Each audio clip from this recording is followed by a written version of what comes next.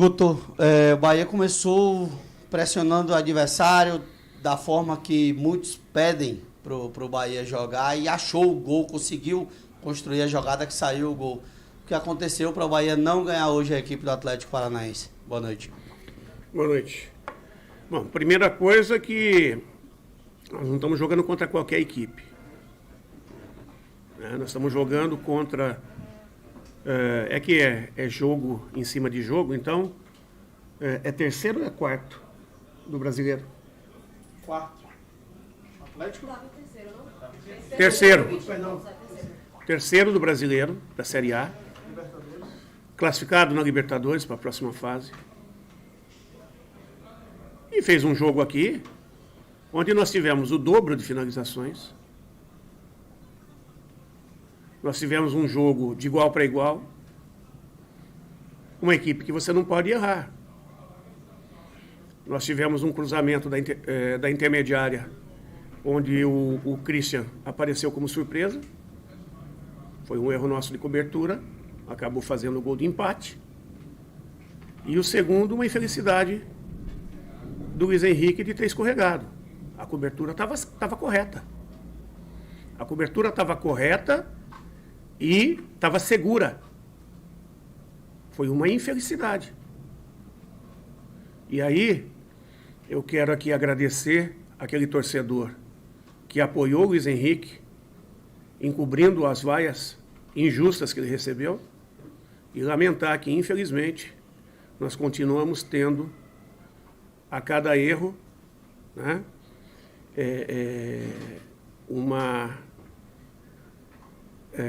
uma situação lamentável, onde, através das vaias, parte da torcida acaba fritando, tirando toda a tranquilidade, não só daquele jogador que errou, como do grupo também. Porque o grupo sente o companheiro, sente o que a torcida está fazendo para o companheiro. Então, quem faz isso não veio torcer para o Bahia.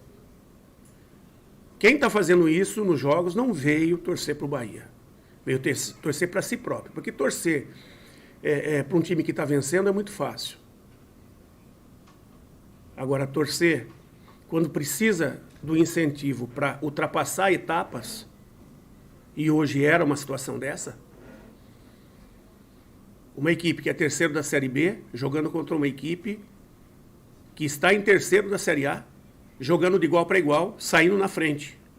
Errou, mas não deixou de lutar, não deixou de buscar. Eu queria que ganhasse, eu também queria que ganhasse, nós botamos o time para ganhar. Só que eles têm virtudes e nós temos virtudes. Eles têm uma ou outra deficiência e nós temos deficiências também. E a equipe deles, pelo nível que está jogando, está um pouco mais maturada em relação à nossa. Nós não podemos negar isso aí.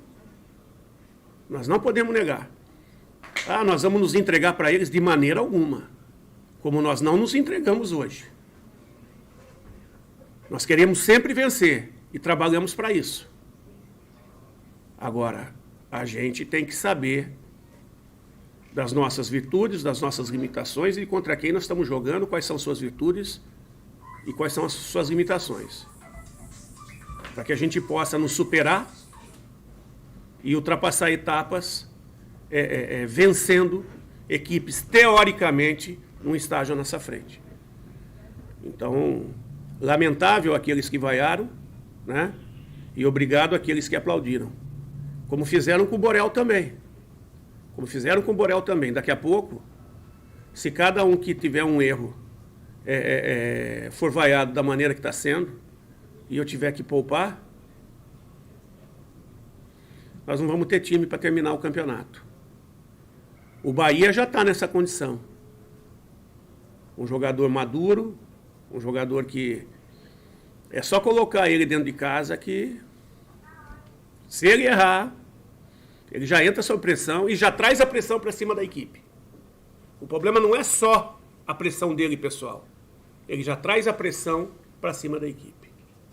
E aí você, para pensar no melhor para a equipe, acaba poupando escolhendo o momento de colocá-lo para que isso amenize e ele consiga ultrapassar essa etapa.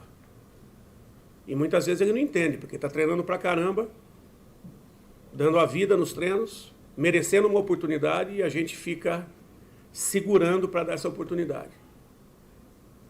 Então é uma situação muito difícil.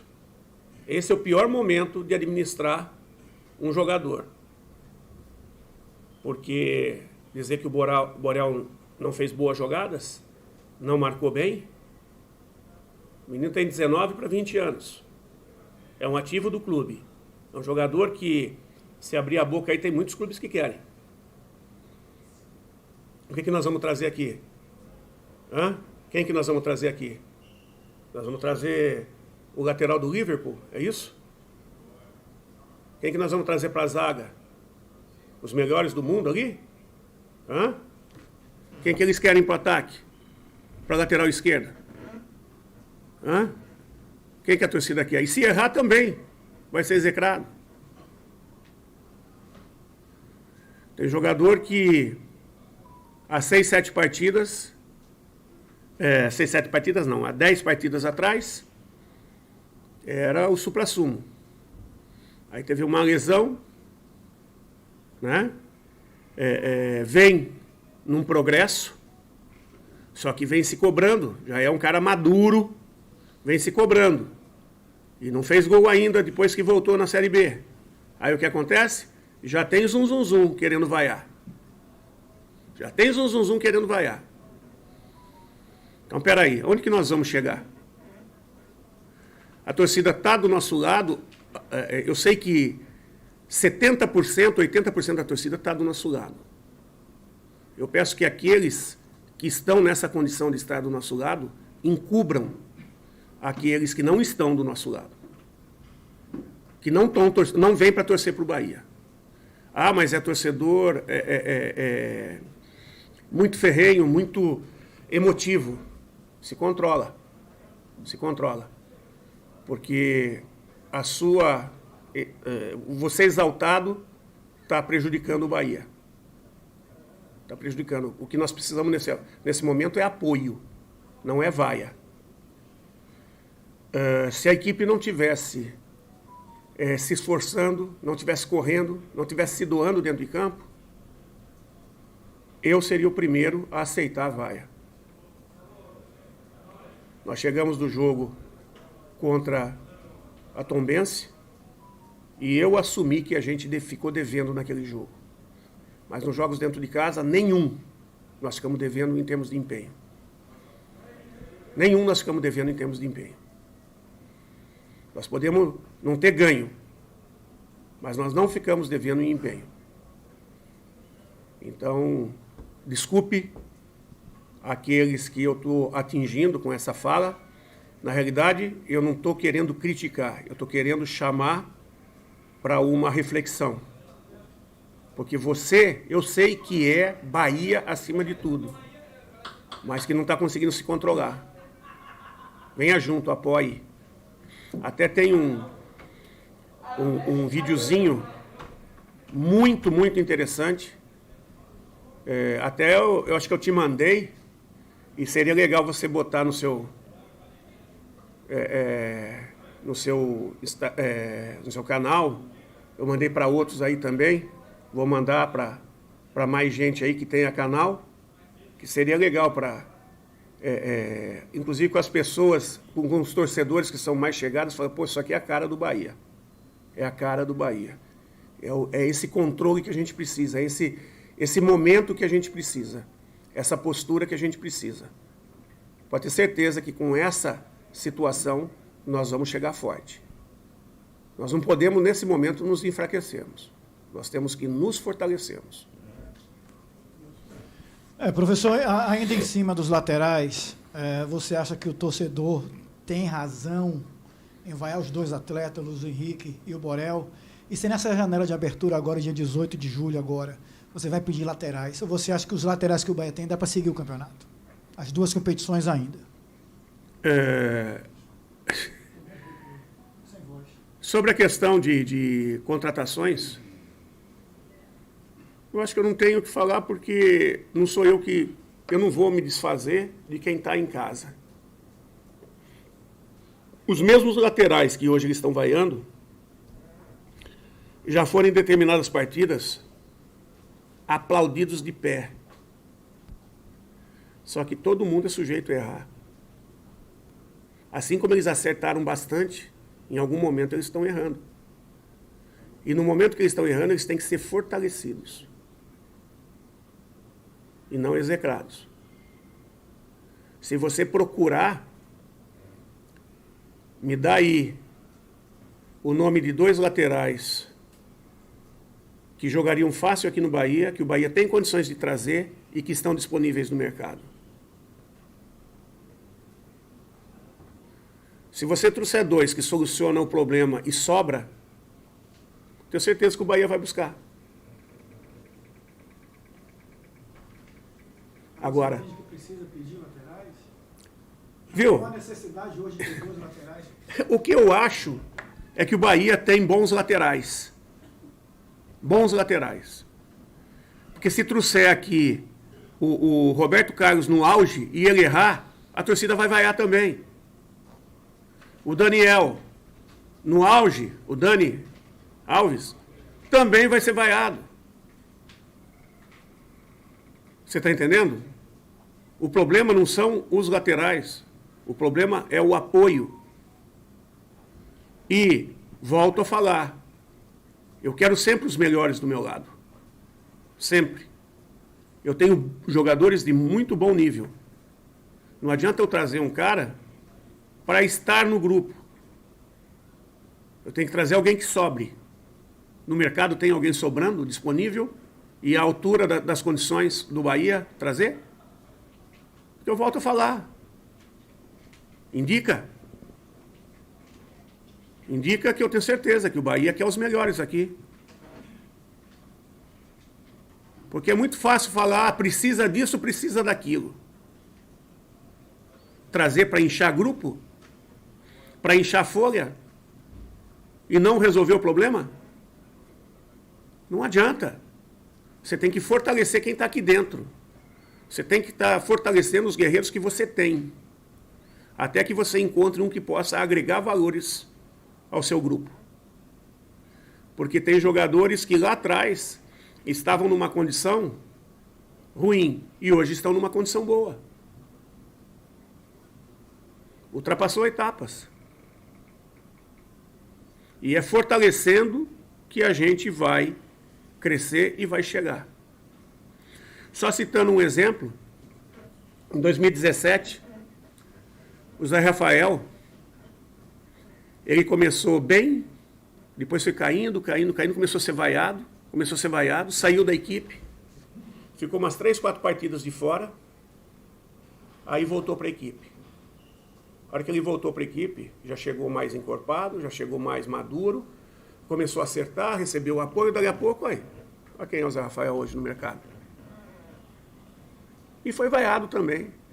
Depois conseguiu ultrapassar a etapa. Eu estou te falando porque eu estava no comando. Eu também fui obrigado a tirar. Como eu fui obrigado a tirar o René Júnior em 2017, depois da partida do Paraná Clube, onde nós tomamos um gol de cabeça em cima dele. Eu fui pressionado pelo torcedor a tirar, que o René entrava no campo e era vaiado. Entrava e era vaiado, até que teve uma situação do Juninho de ser expulso, o René entrou, jogou pra caramba, tomou conta e eu mantive ele, daqui a pouco ele começou a sobrar. A hora que ele começou a sobrar, aí a torcida veio junto. Só que nós estávamos falando de um jogador, na época, com 29 anos. Nós não estamos falando com um jogador de 19. Um jogador de 22, 23. Com outro de 18. Que já estavam querendo vaiar. A hora que ele errou, começaram a querer vaiar. O André. Que eu falei, daqui a pouco vai entrar o do Júnior, depois, que é o André, depois vai entrar o reserva dele, depois vai entrar o do juvenil, depois do infantil, e nenhum vai servir. Vai contratar 10 e nenhum vai servir. Porque todo mundo é sujeito a erros.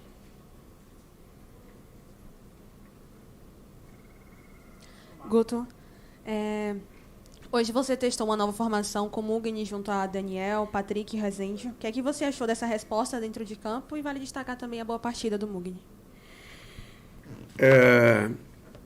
A busca foi de tentar ganhar mais consistência defensiva e ter um poder de ataque com mais movimentação da bola. Por isso da entrada do Luiz Henrique, que a ultrapassagem é mais rápida que a do Djalma, é mais aguda que a do Djalma.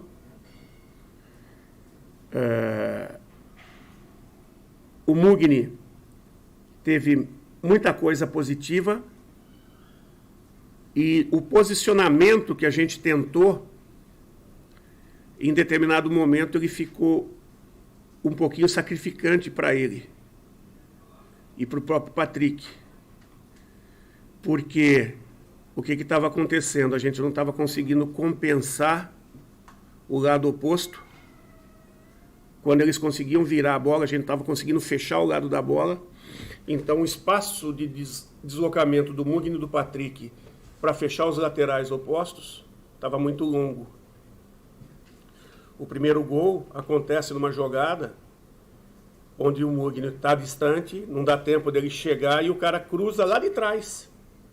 Na verdade, não é nem cruzamento, foi um passe rasteiro de trás. Não deu tempo de fechar. Se ele segue com a bola, o Mugni fecha. Como ele pegou e já meteu a bola no espaço, não deu tempo dele chegar. Então, são situações... Aí, o segundo tempo, nós retomamos o posicionamento de 4-2-3-1, por quê?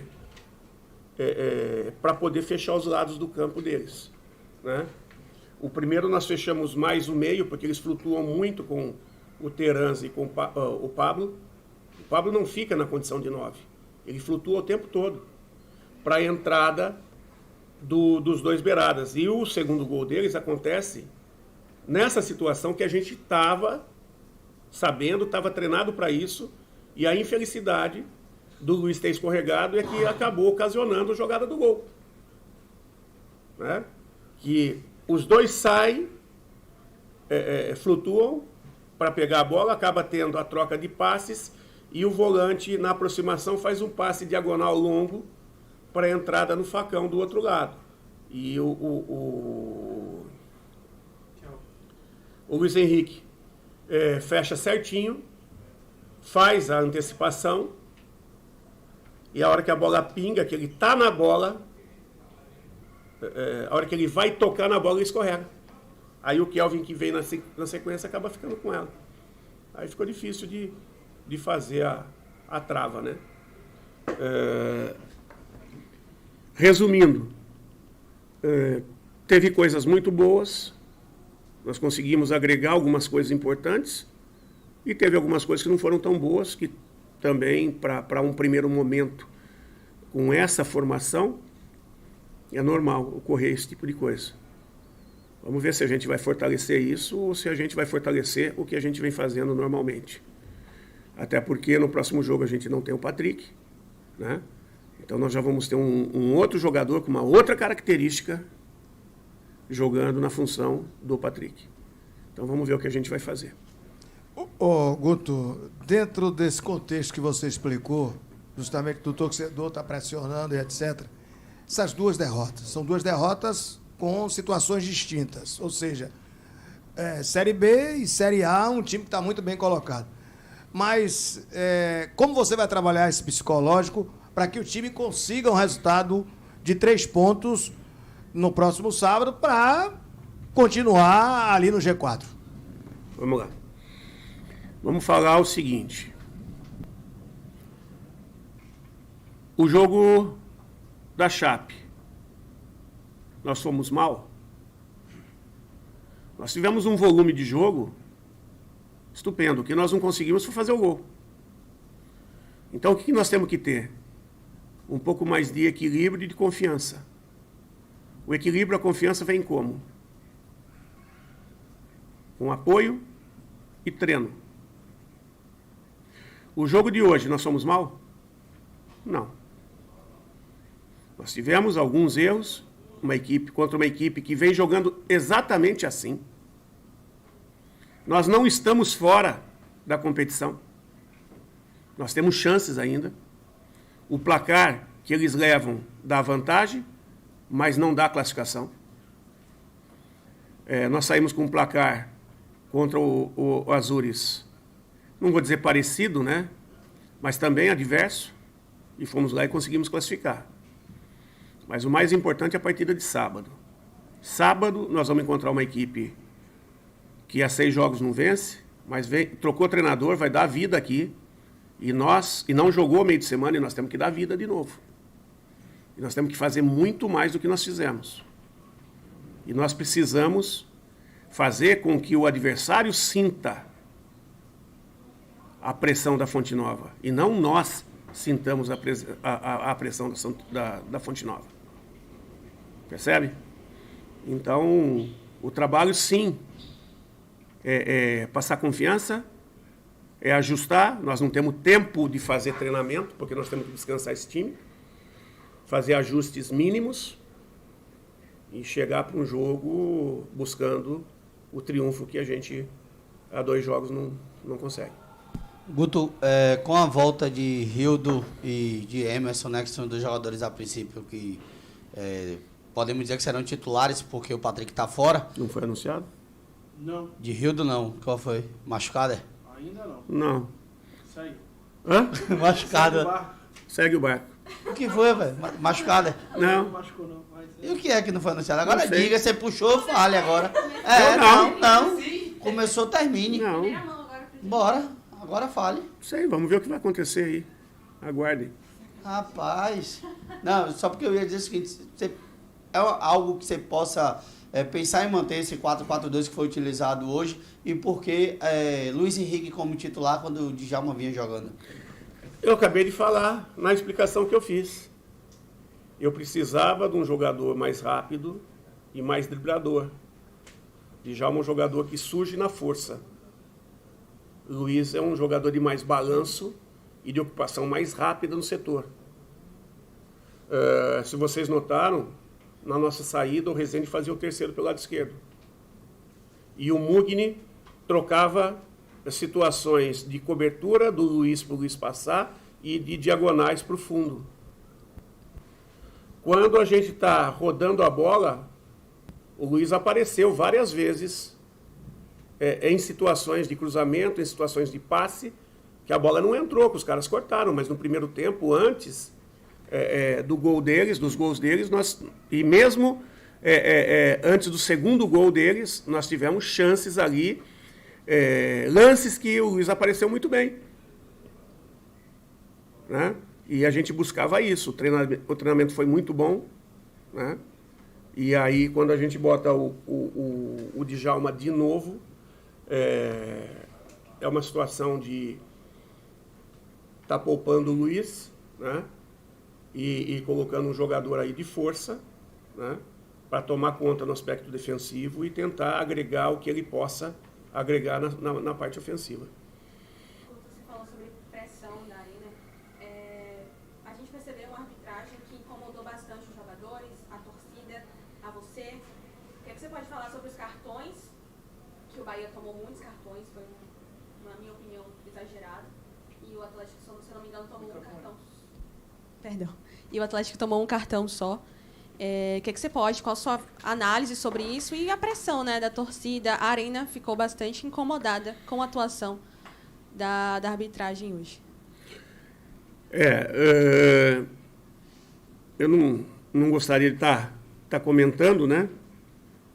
Não sou eu que estou puxando, que estou dando desculpas e tal.